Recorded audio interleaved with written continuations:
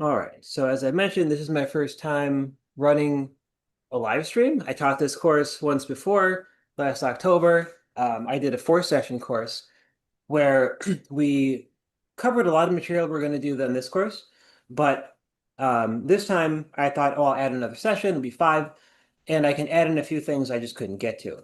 And then I did some really cool stuff. I did some meditation retreat and a lot of thinking. And I thought, well, I have a thesis now. So I'm going to present the thesis to you, the core idea in the class 1. And then the rest of this class will explore a bunch of techniques, blockers, things that we can do to hopefully feel a little bit better in the end. So yeah, I guess we'll get started. And if anybody shows up in the door later, I don't know about this person who was on Zoom that was trying to park. That was me. Can you hear me okay? I can hear you a little bit. Okay. Yeah, I'm not sure. Yeah, I drove over. I probably shouldn't have. I'm really not feeling well. I don't think I can get out of my car. Oh dear. Okay. Okay. Yeah. Yeah. Feel free So, to stay connected that way or okay. whatever you like. Yeah, I'm just gonna hang out in my car for a bit and Okay.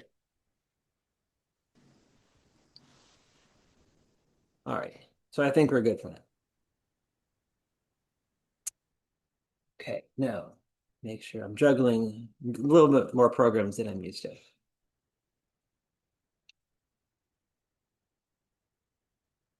Okay. So how to feel better. This was called the Wellbeing Toolkit because it was just a bunch of tools that I'd found useful in my own journey to try to feel better. And I feel like I've got a little bit more of a coherent picture of what I'm talking about now. So the name is a little more aggressive. What this is we're going to look at modern techniques and ancient practices for feeling better. Try to maintain critical thinking. I well, I wrote this bit, so I'll try not to be too stiff when I'm reading this to you. So let's explore the vast space of modern techniques and ancient practices for feeling better while maintaining critical thinking. I was in a bad spot and wanted to see if it was possible to feel better without compromising honesty. My qualifications for teaching this course include anhedonia, when you can't feel anything good, burnout, anxiety, and depression, but also several years of exploration that have significantly raised my quality of life. We'll have discussion time, and I look forward to hearing your experiences too. I'm not a therapist, neuroscientist, or advanced practitioner, but I've tried a lot of stuff. This process is not just what you know, but experiences you have and practices you do. Some things are one-time fixes for some people, but most have a component of continuous practice. Our goal is to increase subjective well-being sustainably without negatively impacting those around us. To embrace life robustly across a range of circumstances. Have you heard the statement, all models are wrong, but some are useful? I definitely go by that in this class. We're not going to have all the answers, but we can try stuff and see what works. We appreciate the scientific method and also its limitations. It deals with objective measurements, and we want to do things subjectively. Some of what we'll cover has strong research support, some has less formal evidence, but millennia of practice and consistent reports about actual experiences, and some is just what I've seen work with myself and others. I'll try to be clear about which is which. And we can explore practices from various traditions without taking positions on metaphysics, things like that.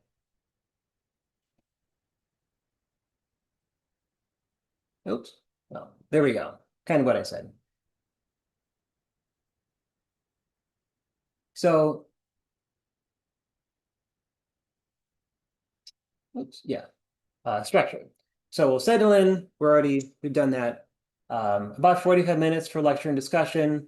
We'll do a practice, it's about 15 minutes, and then 10 minutes of Q&A. I'll try to stick to this pattern for most of the classes. Sometimes the practice will be at the end, like today. Sometimes I'll weave it into the actual session.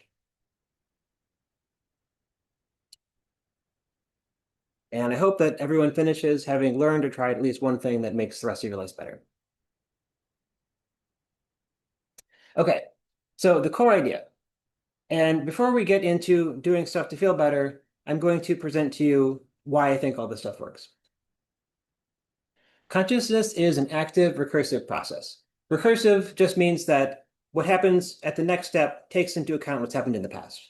So it's not a bunch of separate moments in time, but everything is connected from the past to the future and how our brains process all of this. Okay, so I'm going to talk about a core example that I think really captures the spirit of what this class is about. And unfortunately, it's a negative one to start, the panic attack. So, I mean, I know what that feels like. Probably some of you do too. And if you haven't, congratulations. But it starts off with having some sort of a bad feeling. Um, some anxiety about the feeling comes up, and then you get more tense. And then you're feeling bad about feeling bad and kind of explode in the worst way. It sucks. Um, but what if you could do the opposite? What if you had a good feeling? You put your attention on that good feeling without tensing up. That good feeling grows. You're happy about feeling happy. And just imagine what might happen if that were a real thing.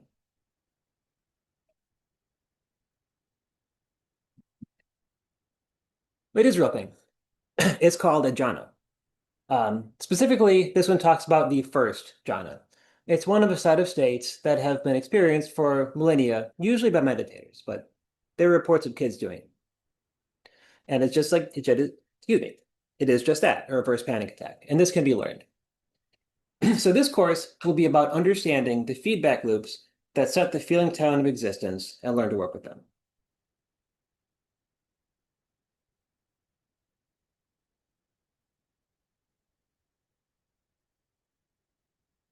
Okay, so the idea behind this and behind the class is conscious experience, including how good or bad it feels to be alive, is actively generated by the brain's predictive model, not passively received like a camera.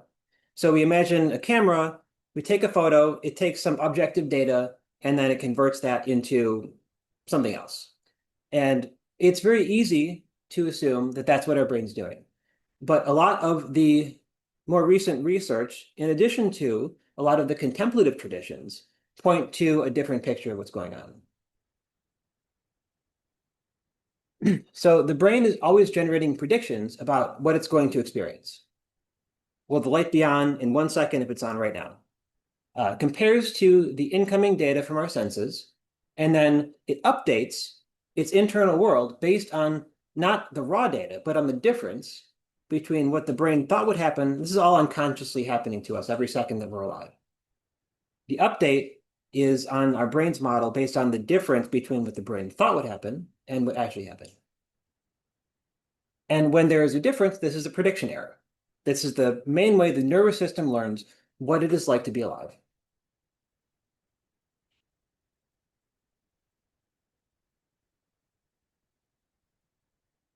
Okay, so as a restatement of this, this is nice, okay, theory, whatever. You're not experiencing reality directly. You're experiencing a prediction made by your brain's model of reality.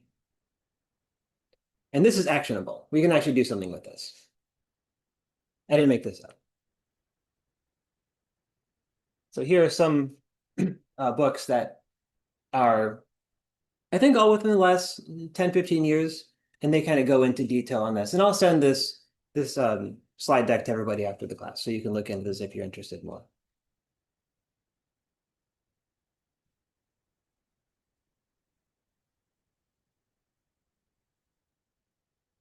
Okay, so what can we do with this? The practical move. If our system is stuck predicting threat, discomfort, numbness, if everything kind of sucks and we don't know why, or we know why, but we wish it didn't suck, or it didn't feel like it sucked, even though there's bad things happening in the world. There's a kind of a three-step model for making a difference in what's going on. We change the body's actual signals, so breath, posture, movement, shaking. There's a lot of ways that ancient practitioners and modern therapy type stuff can help out with. So the signal from the body to the brain, we can change that. Then, with our attention, we can pay attention intelligently and selectively to things that will cause the model underneath to update all by itself. This is not an effortful process. This is not telling ourselves that things are great when they suck. This is using attention to cause the unconscious processing of reality to update in a way that we like, or in a way that is perhaps more accurate.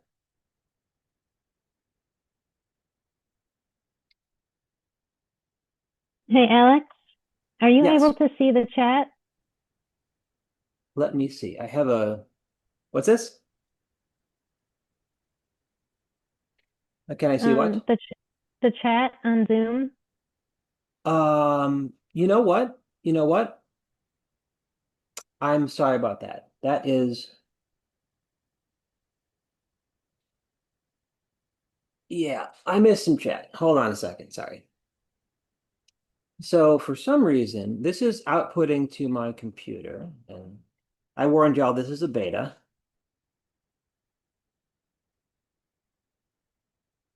The speaker, try.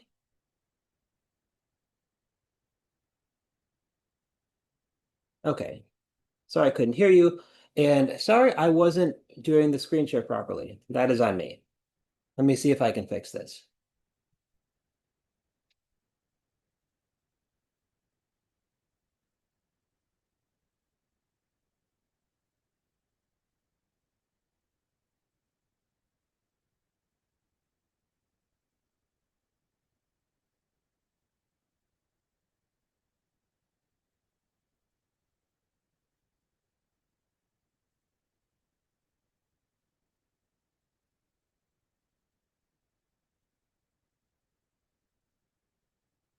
All right, so let me see if I can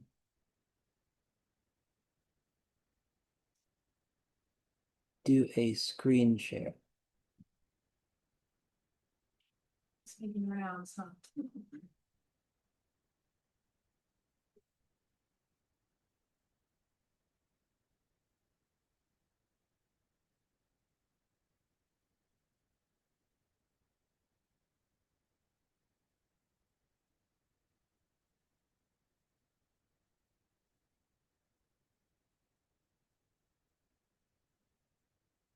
Well, I haven't seen the third one.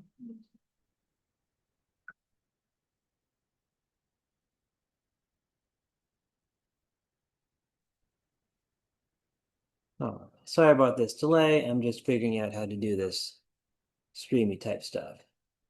Take your time, Alex.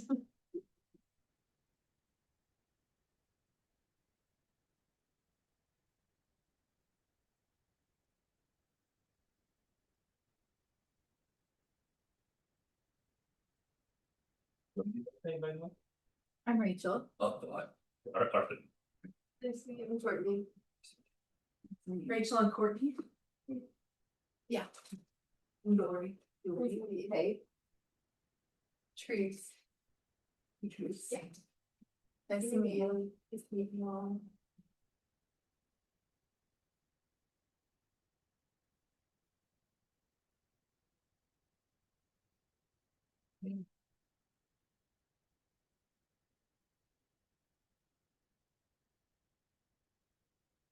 Okay, so I'm going to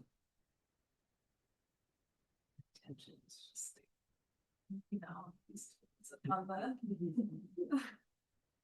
So many things over there. I'm gonna pick up and look at. okay, so can you see this? Yeah, sorry about that. I forgot to start this, and I actually don't really know what I'm doing. So you're going to have to see the controls a little bit. And yeah, I will send you the slides after the fact. So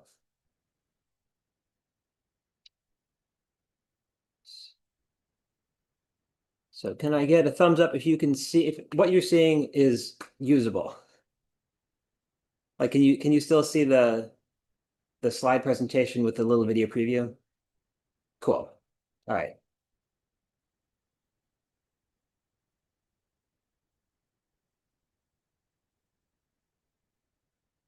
Cool. This works. All right. Sorry for the interruption. And I'm glad people introduced themselves while I was doing it.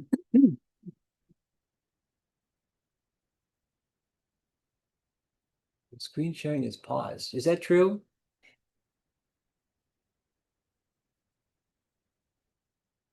If you go up, I think you should be able to click on resume. Okay. Okay, how about that? All right.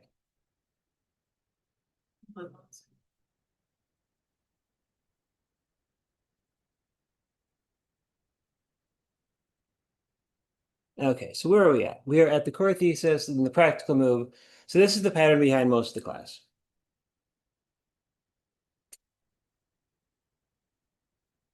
Okay, so if this seems completely off the wall, I'd like to give you some examples that I think will hopefully convince you that this is maybe kind of true. So layer one experience is, what the heck is this doing? Why are you doing this to me?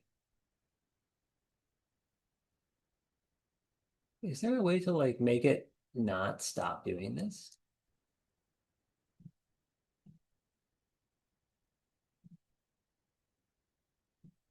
Okay.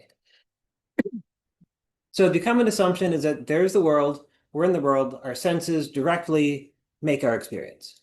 And this is wrong. And I think the best example of why this is true is dreams. We experience every night a full sensory experience with no sensory input. The brain generates everything that's going on. Same thing with float pod hallucinations.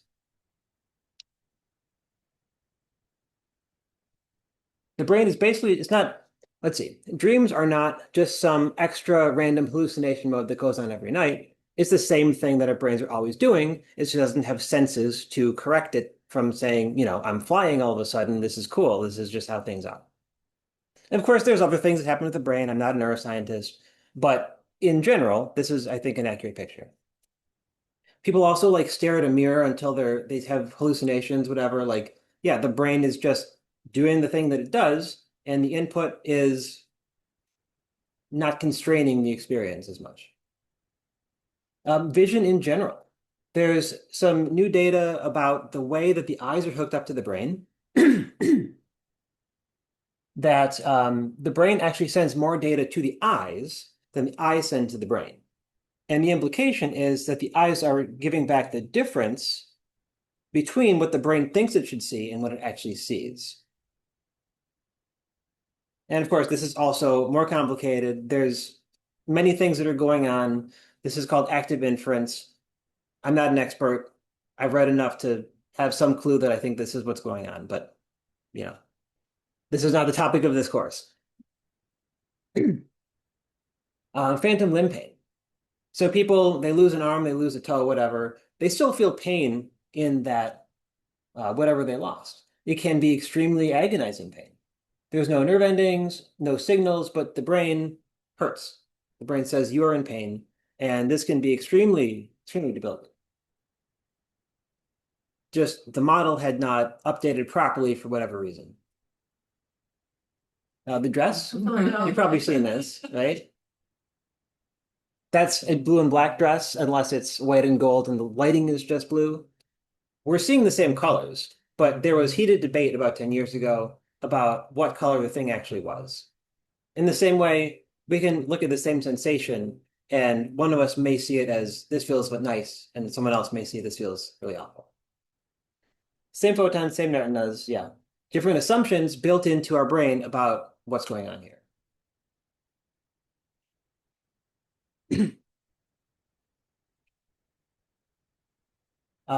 Some more examples. Hey, buddy. Hey, buddy. It's like your turn. Yeah, he's got something to say. He says, I want treats. Yeah, context changes that. An injection. If you just feel a sharp pinch on your arm, wow, he's into it. Okay, truffle. Okay, truffle. Want to come up here? Yeah, so if you just feel a sharp pinch in your arm, neutral, maybe annoying, but all of a sudden you're at the doctor's office and someone's looking at you with the, I hate it. Then the body response is different, even though the actual physical touch is the same. Silence. context matters a lot for silence. Ask somebody, do you love me? And there's silence. Silence versus sitting together looking at the sunset. The same auditory cues are interpreted very differently by the brain. There was a study on wines where they took two groups of people. They gave half of them, well, they gave them the same wine. That's a spoiler. They told half of them this was a nice expensive wine, and they told half of them this is just a cheap one. And they did brain scans. And so this was not just people reporting, I like this one better. The pleasure centers in the brain actually lit up more in the expensive group. They can taste the money. And this can change how the body responds to. There's a study with hotel maids where they were told that the work they were doing counted as good exercise, would help their blood pressure and all this stuff. And half of them were told that, half of them were not. Half of them were just said, you're in a study, go about your business.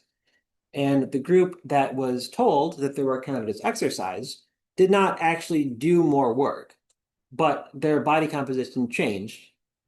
Not a huge amount, but there was a significant amount. Blood pressure, yeah.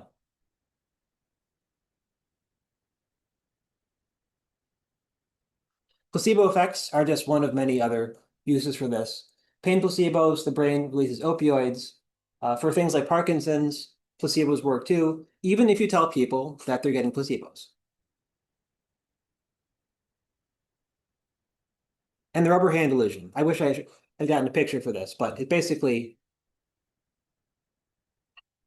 you're not doing anything weird, are you? No, you're not. He's been known to have a little bit of a leak sometimes. That sweet face. So for this one, what they do is they put a glove or a rubber hand in front of somebody, and then your real hand's behind a barrier. And they stroke the glove and your hand at the real time. Or sorry, at the same time. And people actually start feeling once they stop brushing the real hand and keep on brushing the fake hand. And then they pull out a hammer and smash it, and people freak out because they have their brain has included that glove or rubber hand in their world model.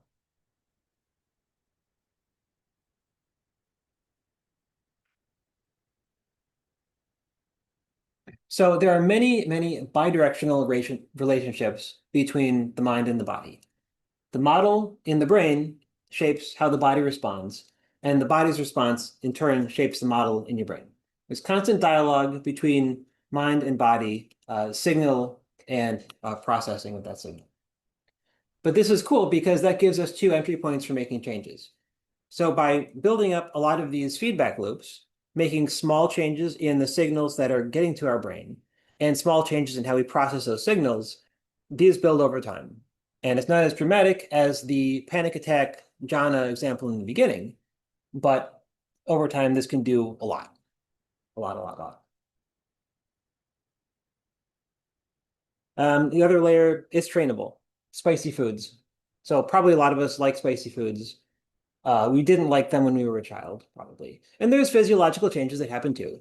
But to a large degree, this is the brain saying, hey, I'm getting good calories, I'm getting good nutrition, this is fun, I'm with friends who think this is fun, and spicy foods are actually tasting it. This is trainable. And if these, the spicy hot signal is actually neurologically pain. It hits the same receptor as pain is.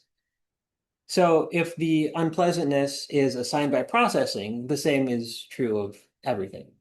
What is assigned by the brain can be reassigned to a large degree. If you're burning up, then you're not going to be having a good time regardless. But there's a surprising degree of malleability with us.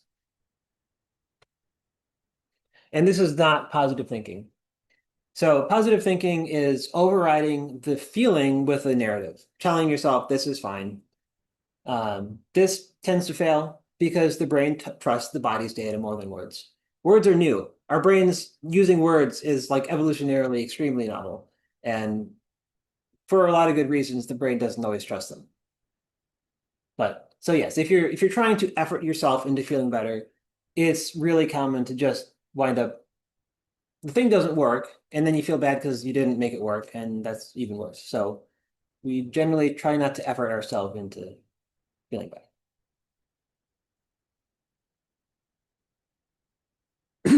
So instead of that, change the body's actual signals. New input, not a new story. Use your attention so the system registers the new data, and then the model updates on its own. We give it evidence, it learns unconsciously. Any questions so far? Maybe not what you expected to hear in the first session, but I think it ties everything together.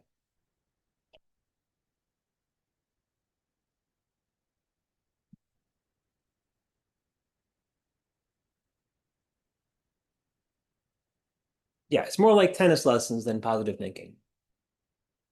We get instructions on how to do something. Hopefully, we have someone to watch us practice or to pattern our behavior off of, getting used to the better patterns until they feel natural and happen on their own.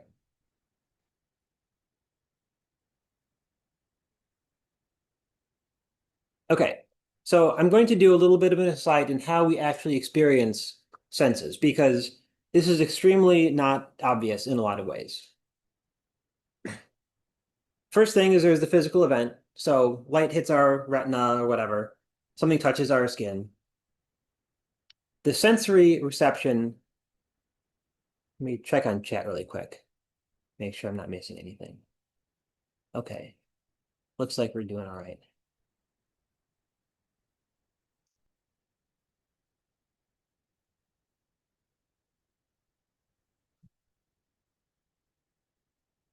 Okay, so then the sensory receptors turn that into a signal to the brain. There's early processing. So the first thing your brain does is not say, hey, this is a picture of a dog. It says, oh, there's a line here, there's a line here, there's a dark, light, very simple features. And then there's a pattern recognition. Oh, this looks like a face, this looks like a dog, like a car. And then there's the decision, is this a threat? Is it important? Do we have to pay attention to it? Then there's the assignment of, is this good or bad? Does this feel nice? Does it feel awful? And then we have the conscious experience, which puts all this together. And it's really easy to think that we're at step 1 or 2. It's just like we're just taking in reality directly. But we're actually experiencing 7. And then this is a recursive process. It feeds into itself. So what we experience then feeds into all these previous steps and shapes what we're going to experience in the next moment.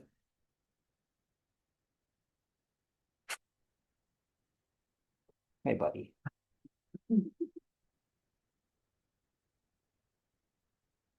Lambo's not out here, is he? He's probably waiting for his mama. She's in the office with her best friend, the air filter. Her allergies are kind of bad today.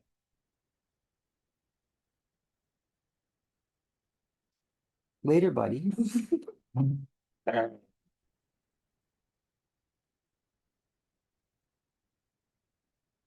Okay, so for this whole process, one of the most powerful things that we have is our attention. Our attention is the training signal that our unconscious brains and nervous systems use to determine what it feels like to be alive. If we pay attention to threats, then we're training our model that there's a lot of threats in this world, and that makes experience feel more threatening. If we attend to safety, ease, relaxing experiences, then we're training the model to predict safety as well.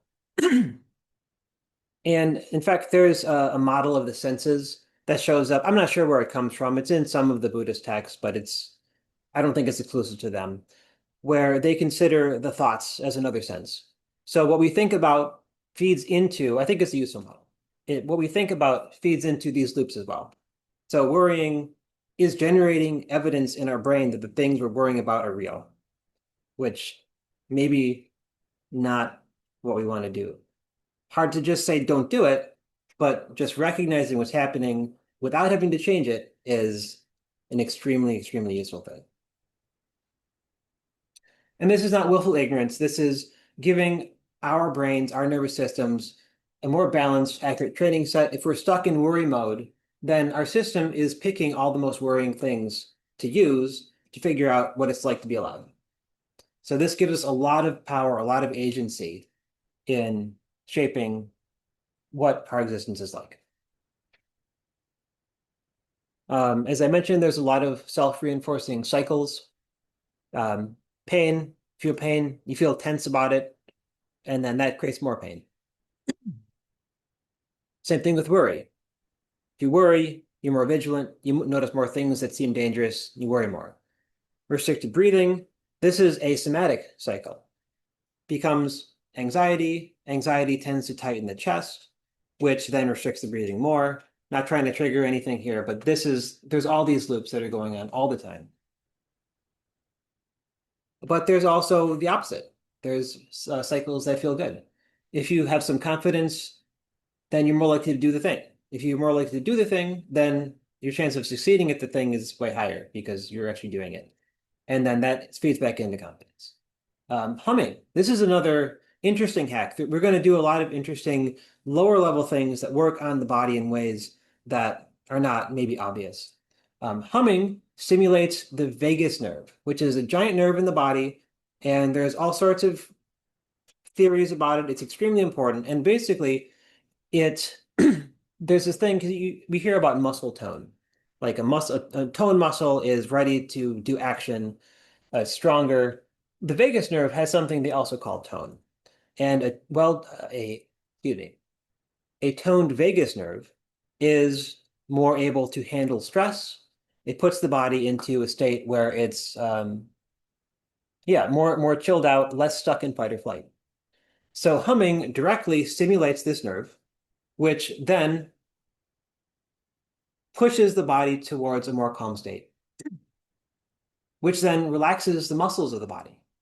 And when your muscles are more relaxed, you're settling in, humming feels nicer. There's all sorts of social singing things that we do. And there's a lot of good reasons for this because you're actually stimulating these nerves which are acting on the body. Of course, the social element too. You're feeling welcome, you feel more relaxed, you feel more at ease, and it's easier to be welcoming to others. So these work on all sorts of different levels. What's our time looking like? All right, that's good. So you can change how the world feels. The model in your brain is not fixed. Different practices give you different training data, and small inputs compound on each other over time. It can take a long time. Like for me, I went from basically complete anhedonia, and the only emotions I could feel were anxiety and tension. And it took me 4 years to get from there to I mean, I'm not perfect. I still have a little bit of anxiety left over and stuff, but my life is just so much better. And I probably could have cut 2 years off that process if I knew what I was doing. So hopefully this helps somebody a little bit too.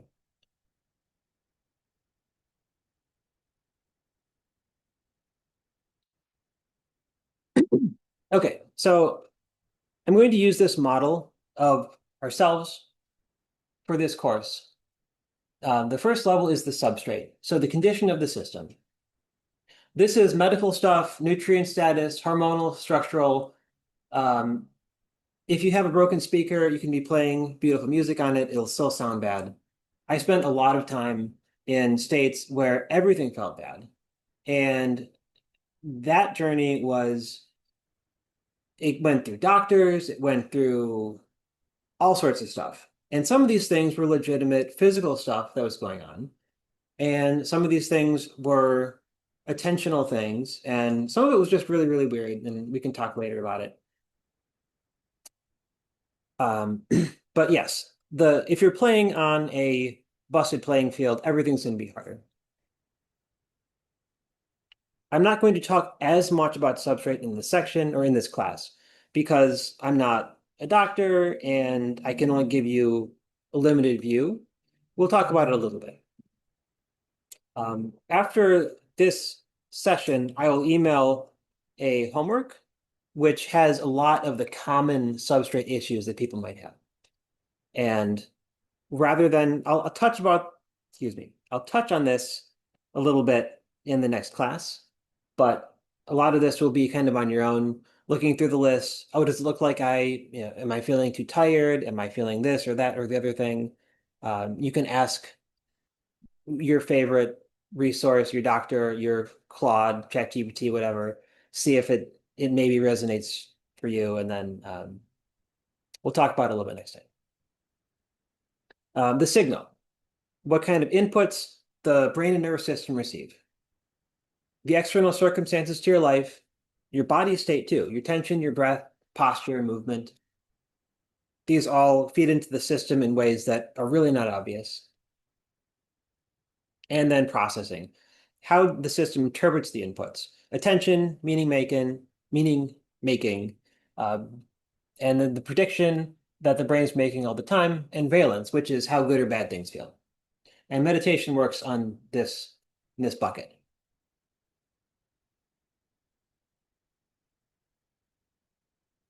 All right. So we are doing pretty good on time. So before we do practice, any questions? Is this completely wild and off the wall, or is this maybe true? If it's not true, if you don't think it's true, we'll still do the good stuff later. But I'm the kind of person who really wants to understand something before I try it. Sounds like it may be true. I buy it.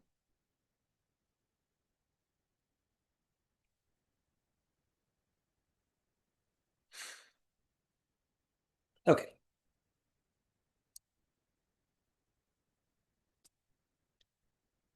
So we're going to take about 15 minutes and do a practice together.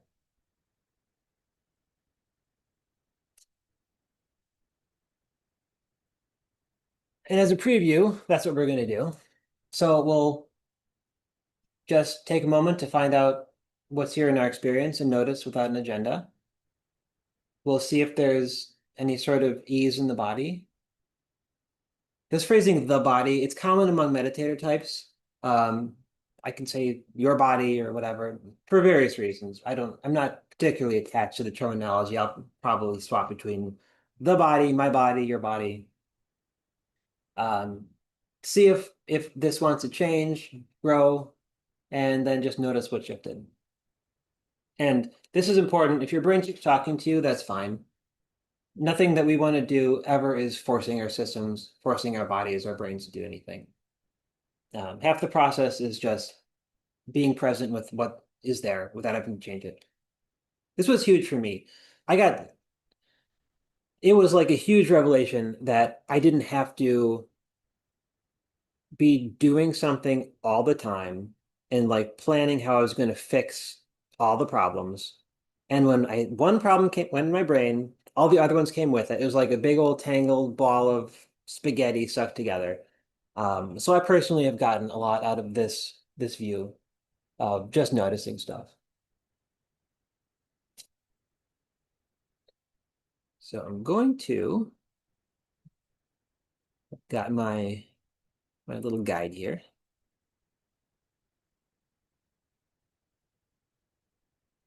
And everybody can still see on chat.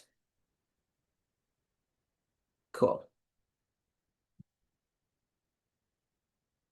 Okay, so we've talked about the brain and nervous system updating on new and surprising sensory data. So let's give it some right now.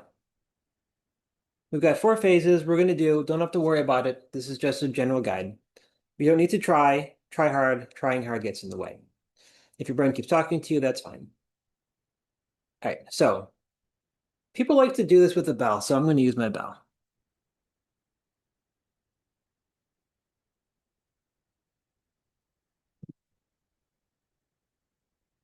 Just settle in.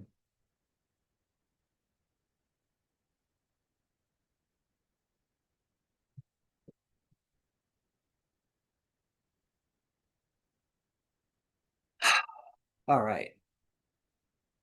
Hey, Truffle. We're accepting what's here, which is including doggies. Hey, buddy. So having I, hey, buddy. Hey, buddy. You think you're that important?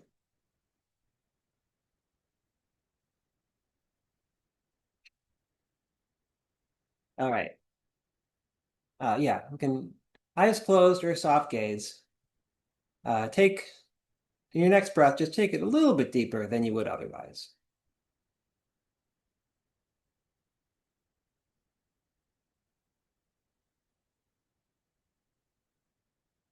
And maybe just see if your shoulders can drop a little bit more.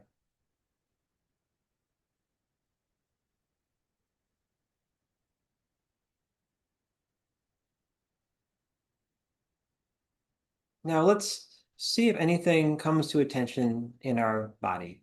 Now, if sensing into your body is uncomfortable for you, that's fine. I've been there. So you can always just find a spot in front of you or just drop the attempt to control your attention at all, and that's fine too.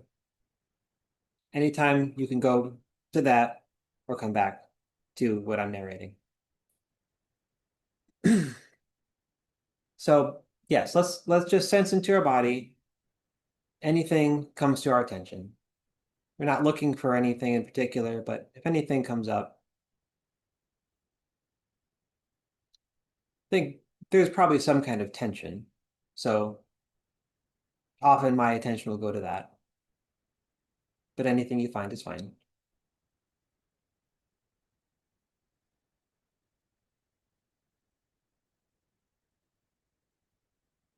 Maybe something in your jaw, shoulders,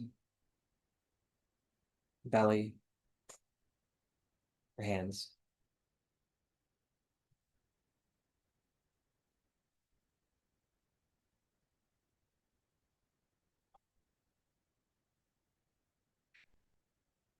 And just kind of stay with that for a minute.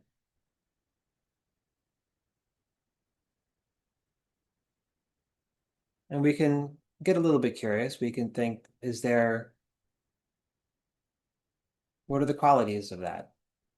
Does it have a shape, a color? Is there a texture? Warm or cold, maybe? You're just getting to know it.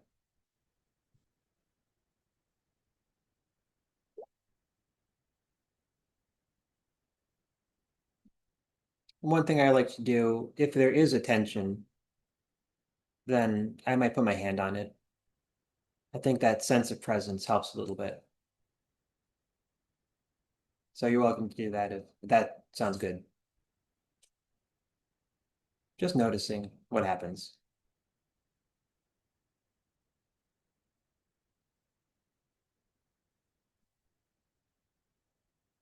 So without completely abandoning whatever spot that is, let's let our attention wander a bit. And there's probably something that feels at least a little bit good somewhere, or just fine. My Alexander technique teacher said, "Oh, how about your left ear? Like you probably weren't thinking about that, but it's probably feeling at least fine right now. Maybe a little bit good even. Maybe a little bit of warmth there. Whatever works for you."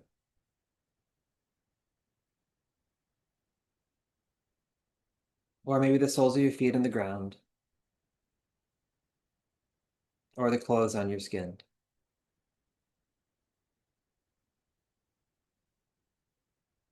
There's almost always some kind of ease or relaxation somewhere in the body. And a lot of us, including myself, really easily get biased towards threat detection. So that kind of takes our attention away from ease. But maybe we can gently see if we can override that bias now.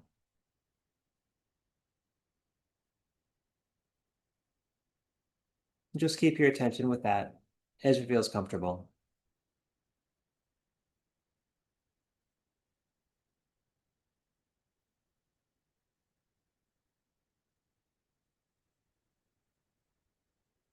Now,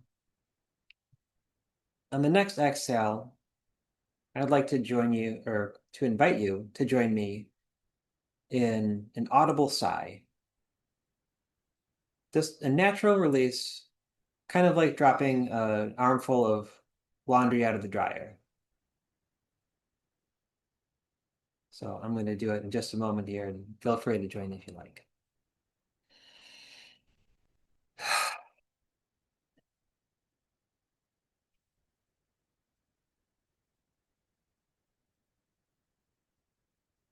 It's a skill. Learn to just drop that sigh right there.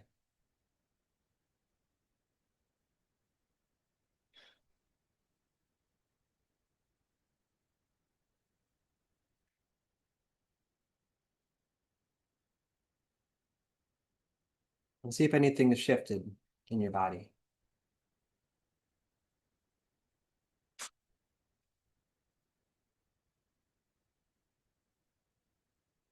The sigh isn't just an expression.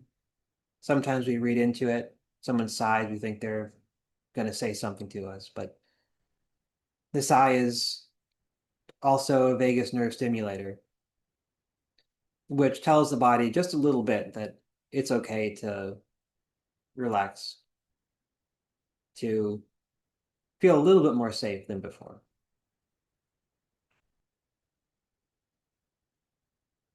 So this actually changes the data, the sensory data that is going to our brain and nervous system.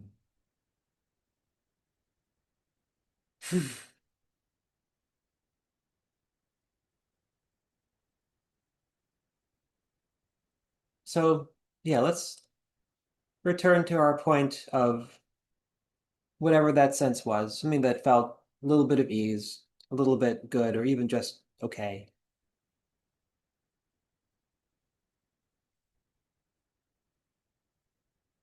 And I bet we have at least one memory of some place that feels safe to us, or just a feeling that we can remember. Real or imagined. You want to make one up, that's just as good.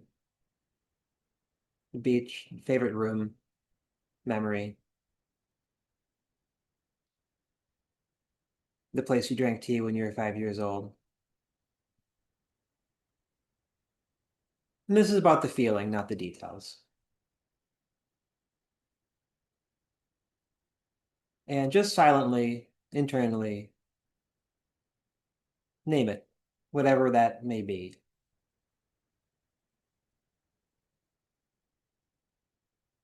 Dining room when I was 5, or that sense of relaxation when I hugged a friend, or whatever it may be to you.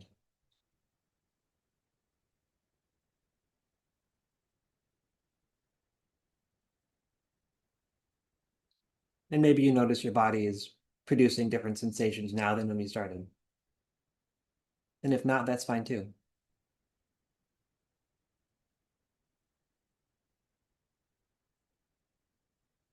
Maybe a little bit slower breathing or a little bit of warmth in your chest or belly, or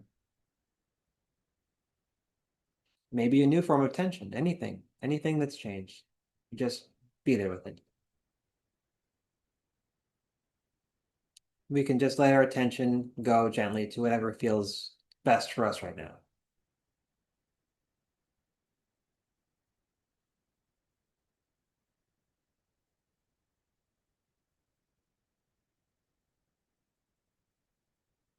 A nice metaphor I like for this kind of practice is watching the sunset, because it just lasts a few minutes. You can't make it go any faster or any better.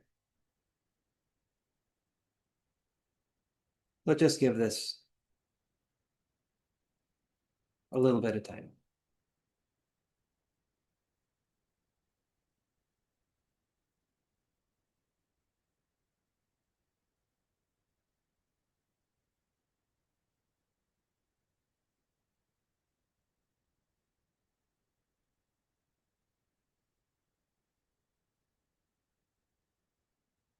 And if your attention wanders or your brain starts talking to you or you have thoughts coming up, that's completely fine. you can bring your attention gently back to that thing that felt okay in your body, or you can just listen to what your mind is talking to you about. The gift, it's really a gift to give ourselves if we just give ourselves a break from having to control anything at all, just for a minute.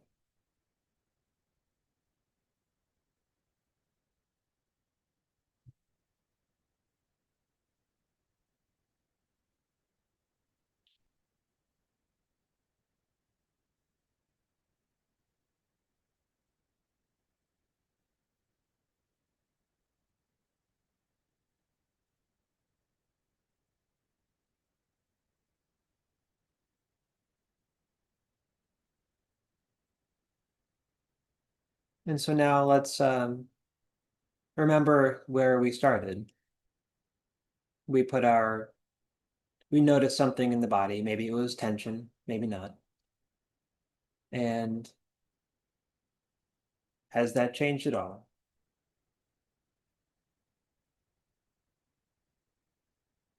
Maybe it's softer, maybe not. Maybe the feeling is the same, but our relationship has changed a little bit. It's very malleable. Um, Maybe we get to look at it less adversarially, maybe giving it a little more space.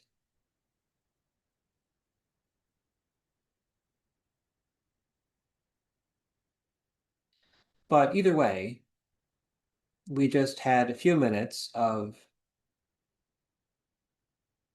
rest or a break from doing stuff or something that maybe our nervous system wasn't predicting in advance. So maybe we got a little bit of an update.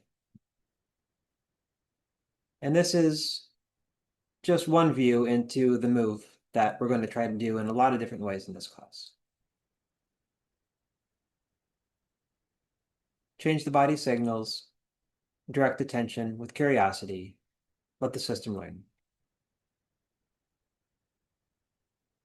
And when you're ready, you can open your eyes, move around a little bit.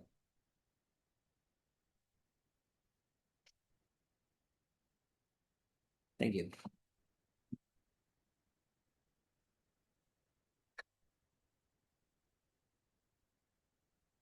Cool.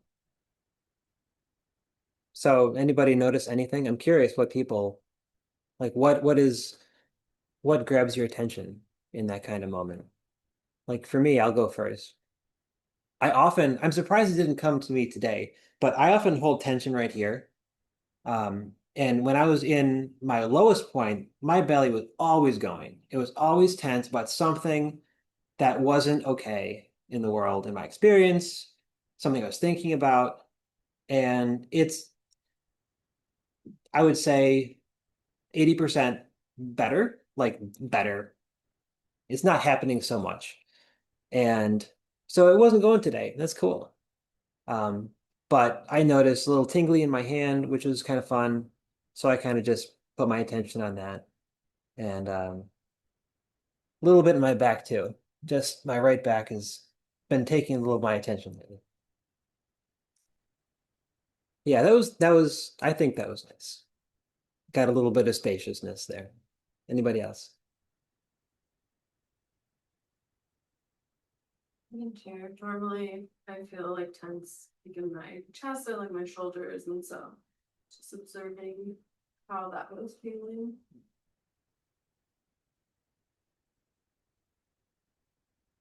I still had a lot of tension, like in my shoulders, kind of like behind my neck as well.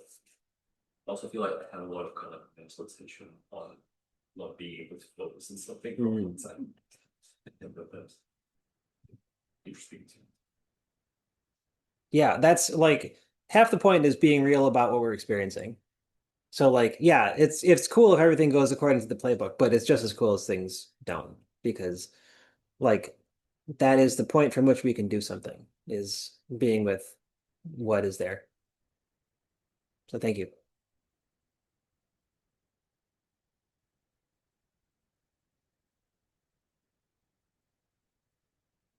Yeah, and if you couldn't relax at all or didn't feel anything, that's also fine. that is a skill. And by doing anything at all, you have practiced the skill. Yeah. So I guess we have about 15 minutes of discussion. If you have any questions on this stuff, um, how many people had heard of the jhana before? Cool, cool. That's a very wild experience. I was lucky enough to have, I did a meditation retreat earlier this month and I actually got to experience that. It was crazy. And I never thought I would be able to do that because I had such a difficulty with, as I said, feeling anything positive. So it can be done. Is meditation the only way you can feel that? Um, it's funny. So just talking from my own experience, what I was doing was not, when I had that experience, it was not what you would think of as meditation. I was doing a back and forth with, of all things, an AI. And I was lying on my bed, not sitting like a meditator. I was lying on my bed and just talking about what my sensory experience was. Oh, I'm feeling this tingle in my hands. That's nice. And then I was experimenting using my voice because I had recently lost some tension. I got rid of some tension in my chest. I was like, oh, this resonates more. That's cool. And I was just literally playing with the sensations in my body. And then I noticed tingling coming up from my feet, and it felt like my feet had 3 beers all of a sudden. And then all this crazy stuff happening, and it felt cool, and I got hungry, and like it did stuff to my metabolism. It was so wild, so wild. So, but that was not like sitting on a cushion for 5 hours and trying to keep your mind on nothing or whatever the heck else. There's a lot of space to play around with attention practice. Very much not what you might think of as meditation. The Zen guy hitting you in the shoulders with the stick when you're, falling asleep. Yeah. They mentioned getting practicing or better. So I guess a little bit of a paradigm word is like there's such a thing as some people would say like practice makes perfect. Yeah. Some people would counter, well, no, perfect practice makes perfect. And it was like if you're practicing like bad technique, for example, you're gonna learn some bad habits. So anything like that in this realm that you would sort of avoid, advise people to avoid. You eventually like don't the positive thinking. You're saying like don't just try to Yes. flip the narrative on. Generally, so this is a very broad picture, but from everyone that I've really learned from who seem to know what they're doing, anything that involves a lot of tension or effort has the potential to just entrench patterns of tension and effort, which is kind of the opposite way from where we want to go.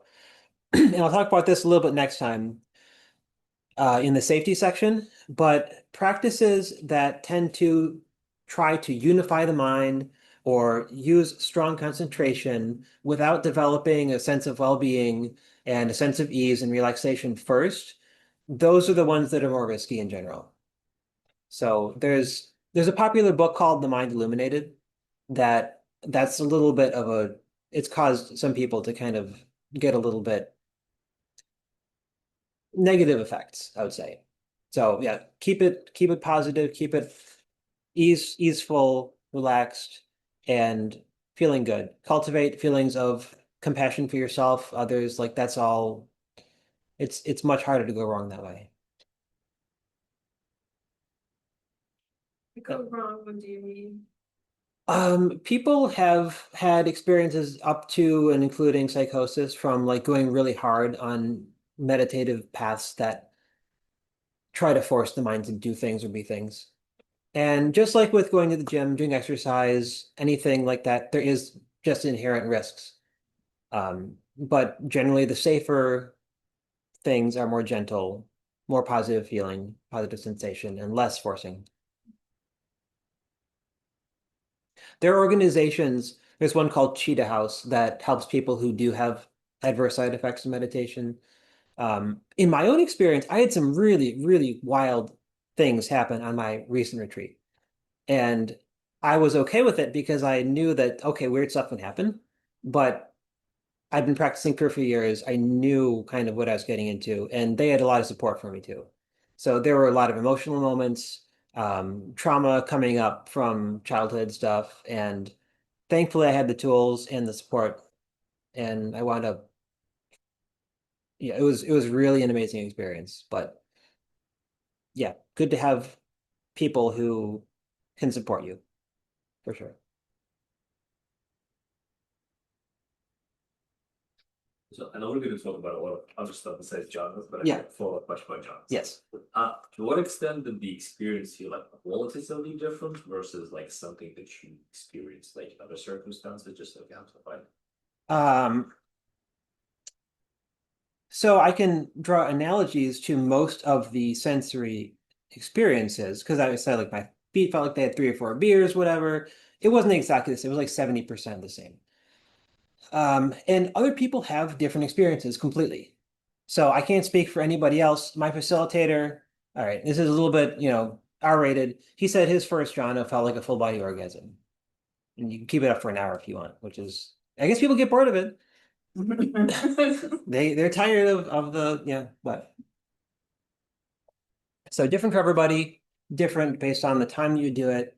There are actually 8 jhanas, and they all have a different feeling characteristic. The first one is physical pleasure. The second one is joy. And these are in everybody's brain. Like they're just there. They've been there since we were born, and we just don't do them.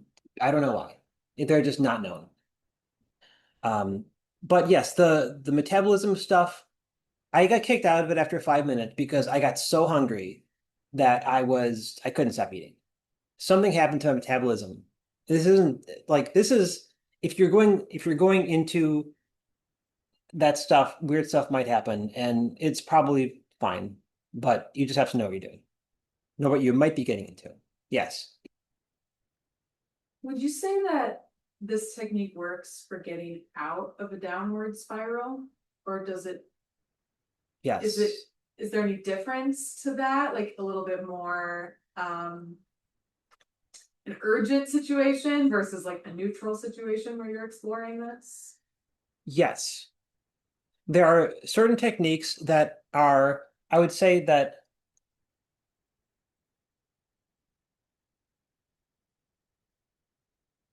yeah, there's an aspect of preventing the urgent situations, which is definitely good at. But there are also like some of the simpler techniques that work on the body.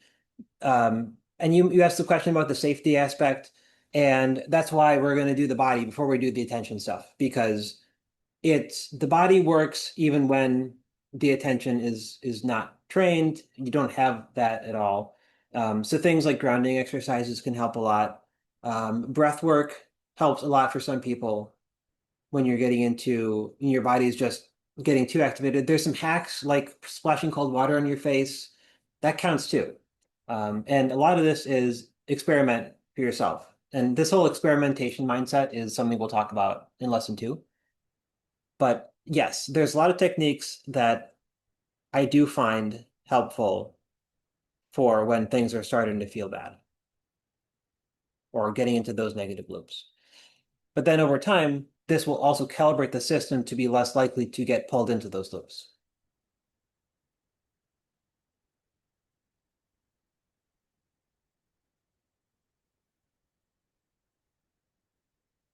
Oh, and just a note on the hunger thing, that was weird. Like the facilitators hadn't really seen too much of that. So don't expect that to happen if you ever wind up doing it yourself. The body is weird. But the cool thing about if you can experience one of those really cool states with positive sensation is that recalibrates, oh, my brain knows that it's possible to feel really good. And that stays with you when you're not, you can't be in whatever jhana or whatever most of your life. But if you know that there is happiness, there is pleasure accessible to you, that makes everything better because now you know that there's something. Whereas, like, I went years without knowing that was true.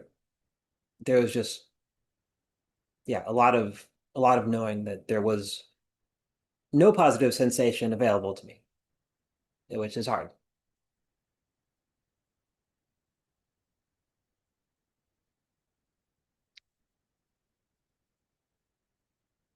Anything else?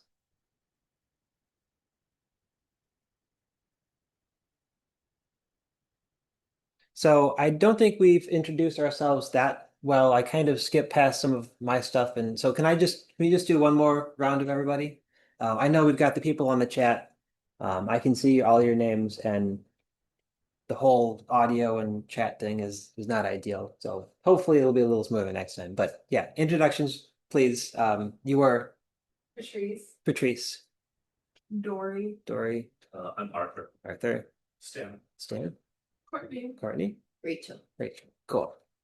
Well, I'm very glad to meet all of you, and or some of you not meeting, but I know you. I'm glad you could join us for this class. So thanks. Thank you.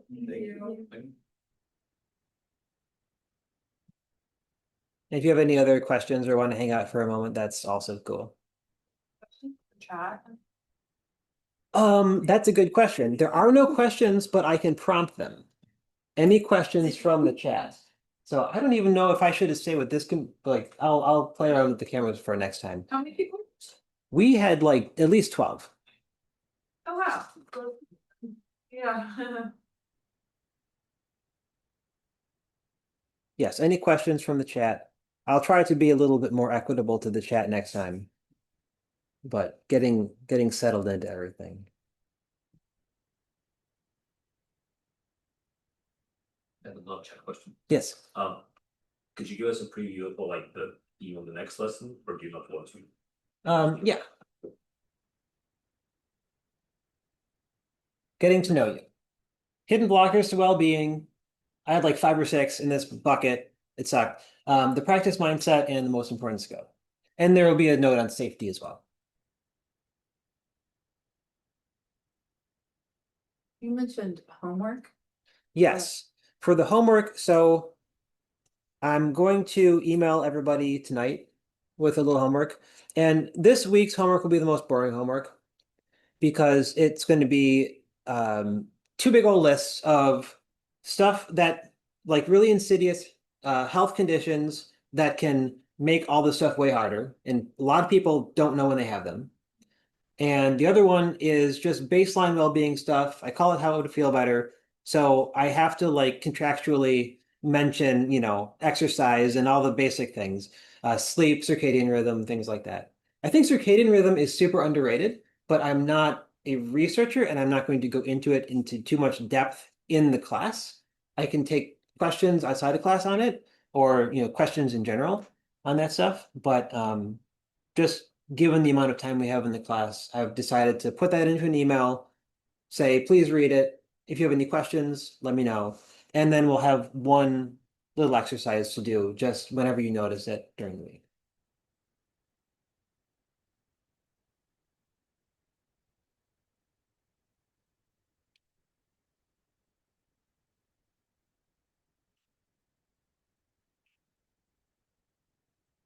All right, how's chat doing? So there's one comment. I usually have a lot of neck tension due to TMJ. I noticed that I instinctively squeezed my neck and it hurt. Way more pain than usual. It dissipated really quickly, and now it feels a bit lighter. Still tense, but noticing it helped me process the pain a little, maybe. It's interesting. Cool. Very cool. I mean, not cool that it hurt more, but things hurting differently sometimes means that you're processing it differently. So hopefully that is illuminating at the very least.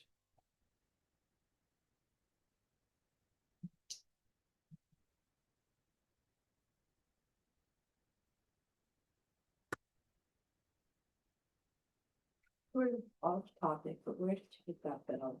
This is really cool. I went to Japan last November and I was wandering around, I think it was Kanazawa, and there's a shop where they have so many cute, I mean, the Japanese production is just so cute. So they had all sorts of little chimes and bells and all creative little things. And this one is just balanced so that it resonates for a long time. So I couldn't not pick it up. Really neat. When you first picked up the long part, Yeah. I thought that was the bell. Oh yeah, yeah, yeah. Like it's a gonna not make Me too.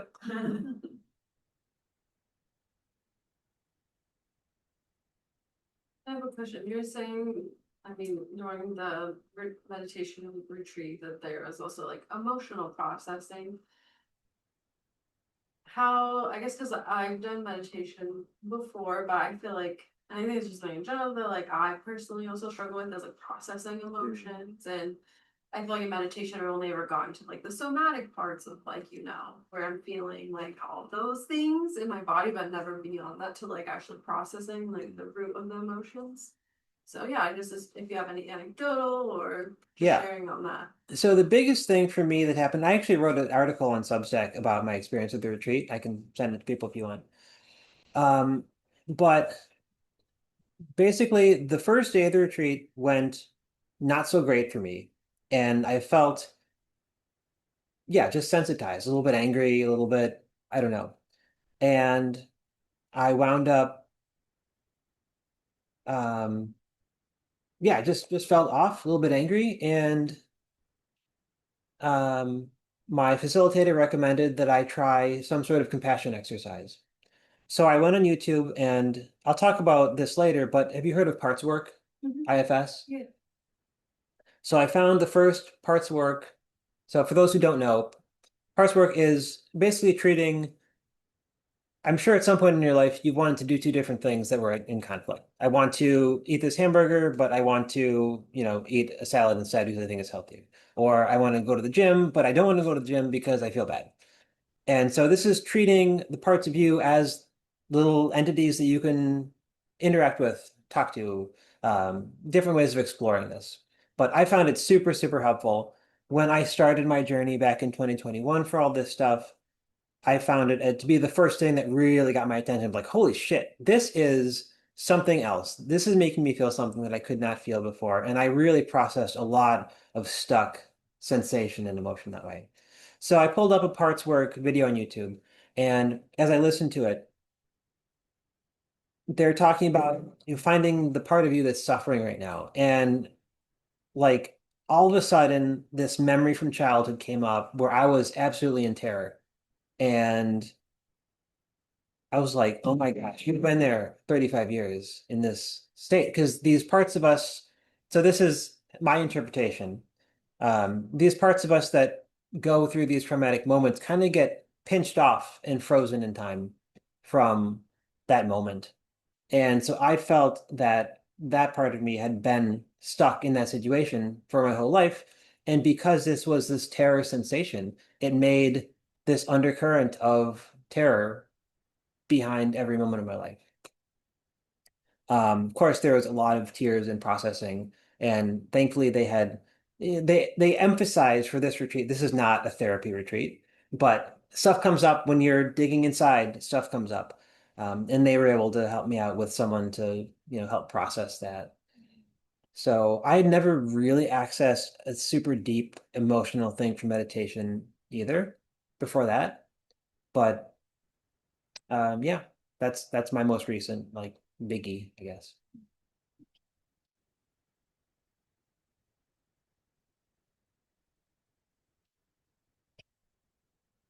Yeah, it's cool that some of you have heard of some of these things that I don't think are super common, but yeah, very cool. My therapist does IFS. So, I did like a lot of CBT, and I feel like, CBT is really helpful because you tools, but for me personally, I feel like, okay, I want to like kind of go beyond that and like get to the root cause. So I'm like very new to it. And like Cool. for a while it took me a little bit because I was like, this might be a little too woo-woo for me. I Yeah. don't know. Like talking, she has me like talking to my parts in our sessions. I'm like, I don't know, but it Yes. actually does really help. So yeah. I totally feel that. Like I was so afraid of like just believing random stuff. Like I'm not willing to compromise my honesty. Um, but yeah, IFS has been huge for me. And I basically thought, oh, I've done all I need to do with it. Like it's a nice mental model. And then on this retreat, it's just like, holy crap, there's still a lot of stuff to go. So yeah, been very useful for me too. Yeah, the CBT, I mean, I'm not going to go into a whole lot of depth on the therapy modalities. Um, like that one has been studied a lot because it's easy to study. It kind of teaches to the test a little bit. It's like, okay, well, I have this thought that's not happy, and if you replace it with a more adaptive thought, then you can put in the bubble that's farther to the right on the thing on the test. Not that it doesn't have use, it definitely does. It's been like insomnia and a bunch of other uses, and I'm not like trash talking it, but a lot of different modalities out there, and I do love parts work a lot.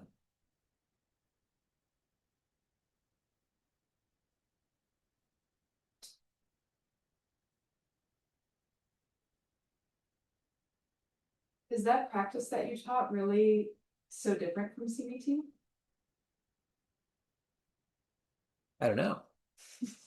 Like, isn't there an aspect of it that's like just recognizing what's happening and redirecting your attention and like practicing that habit? I guess that's, I mean, I'm not an expert on CBT either, but like I associate a lot of CBT of just being like you're not diving so much into the past or thinking about the causes of what's happening. You're just thinking about what is the action that's happening that I don't want to be happening, and how can I redirect my attention to what I would rather be thinking or feeling, and then like developing that habit.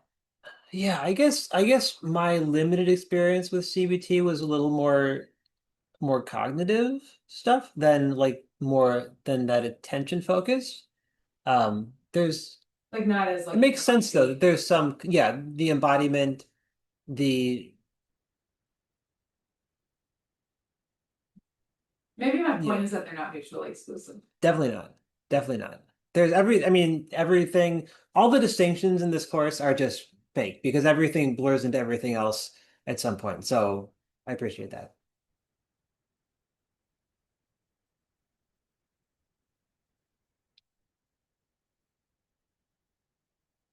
Cool.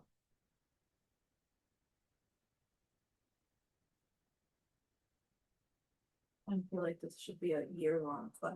Right. Oh my gosh, yes. I mean, we've got the Signal group, we have emails, and I would, if people want to stay in the Signal group after the class is done and update each other on how we're doing and what works and what doesn't, I'm totally down for that. I'll probably teach this in the future again and maybe just like expand the group. And if you don't want to be in the group, you can just leave it. But yeah, I don't know. This is definitely a lifelong thing. Um, yeah, trying to compress all this stuff into 5 weeks is it's a challenge.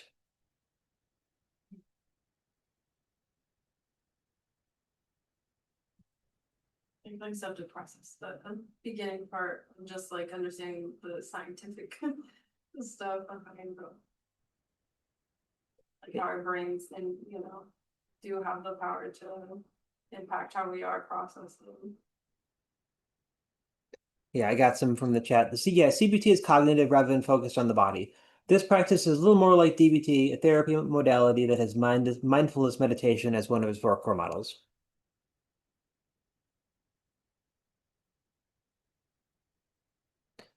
With a little bit of do nothing as an alternative. Do nothing is kind of a meditation that I like. Like I gave us the alternative at the beginning. You can just ignore what I'm doing and then just like not control your attention at all. It's a nice practice that I like to do. That's another one that it was like I didn't realize at first that that it was okay to just not feel like I needed to have a problem in my head all the time that I'm working on. And just kind of letting your hands off the steering wheel of the mind can be very, very relaxing and very, as you do this sort of thing, you learn, it's like riding a bike, but a bike that no one else can see. So they can't tell you what you're doing right or wrong or weird or whatever. But you do learn stuff. You learn mental moves that can really have significant consequences. Or you're just building vocabulary for yourself, which we'll talk about a little bit in lesson 2. Like the invisible bike metaphor.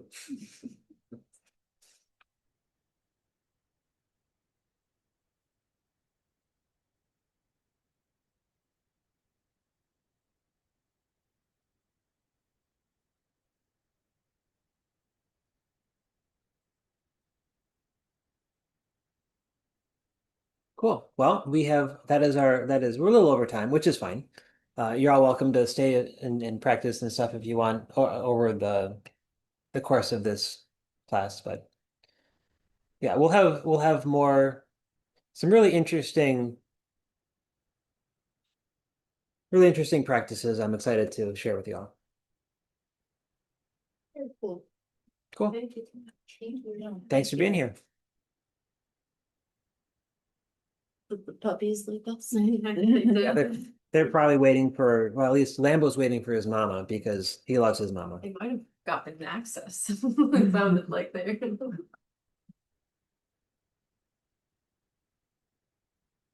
That's good. Wait, what's this? Yeah, I'm holding the architecture. Oh, yes, I should make it. I should be able to make it. Yes, I think I will be there. The belt is free. Thank you. How do I cancel this? How do I cancel? Need to bail and couldn't take it. Sorry for not. Okay. Really excited. Really pumped about it. Oh, I'm so sorry. I'm sorry you're feeling I bad. don't know how to. Thank you for letting me know. Yeah, they didn't, like.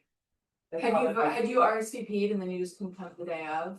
Okay, I thought that we were missing one person, but I actually forgot to bring my spreadsheet to the Okay. class.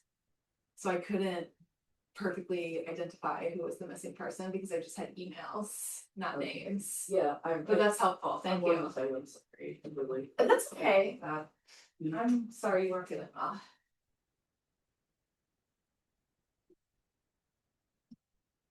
Thanks, Alex.